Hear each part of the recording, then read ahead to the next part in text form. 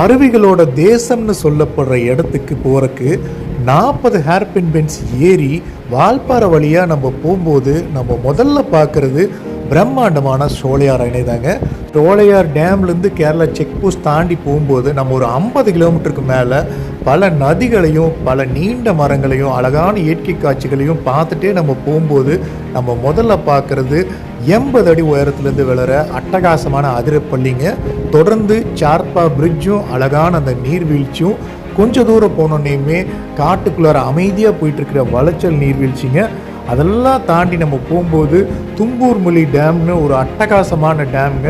அங்கேயே ஹேங்கிங் பிரிட்ஜும் இருக்குது. கிடுகிடுன்னு ஆடுற அந்த ஹேங்கிங் பிரிட்ஜை தாண்டி போகும்போது நீங்கள் பட்டர்ஃப்ளை பார்க்கு போக நிறைய பார்க்ஸை பார்க்கலாம்.